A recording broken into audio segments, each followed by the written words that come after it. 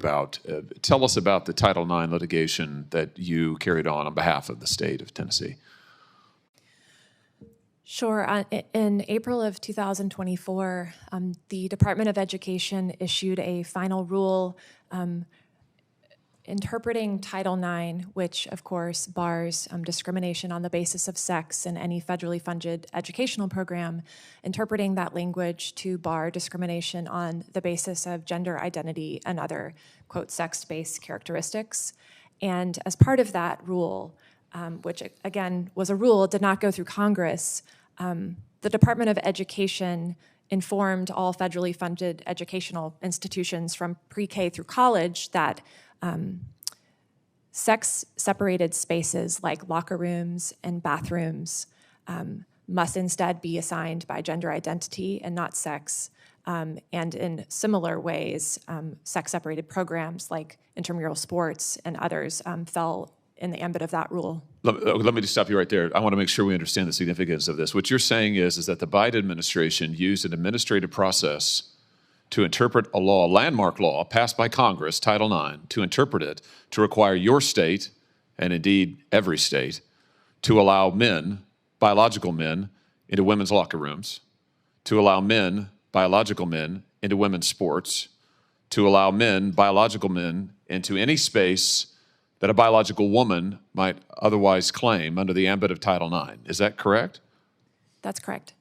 And so you litigated on behalf of your state to preserve. Would you say that Title IX is a landmark piece of legislation? Absolutely. Would you say that Title IX took years, indeed decades, to achieve? That's correct. Would you say that Title IX is a cornerstone of women's sports and the ability for women to have the same opportunities as men at the collegiate level and indeed every level, to have sports opportunities, athletic opportunities, leadership opportunities? I mean, is this an important statute?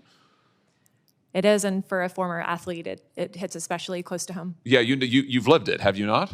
That's right. So when the Biden administration issued a rule, not a law, not passed by this Congress, a rule that would have completely changed the meaning of Title IX, would you say that that's a pro-woman agenda?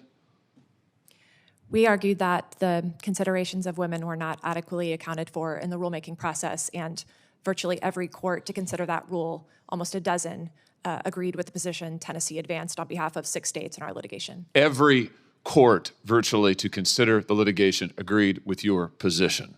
Is that correct?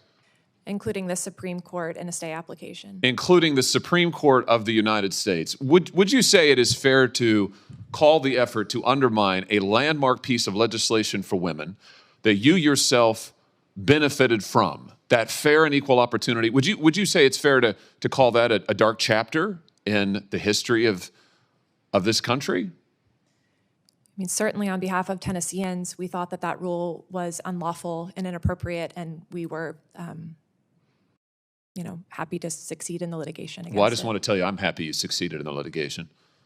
As the father of a 4-year-old daughter, I'm delighted that you succeeded in the litigation. And I want to thank you on behalf of her and my whole family.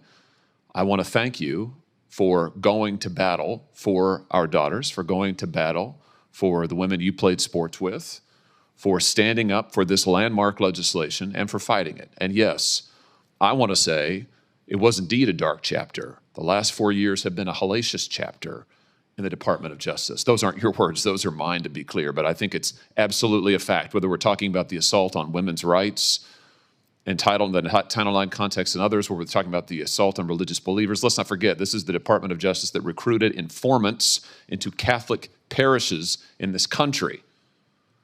If that's not a dark chapter in this country's history, I don't know what the heck is. This is a Justice Department that activated the counterterrorism division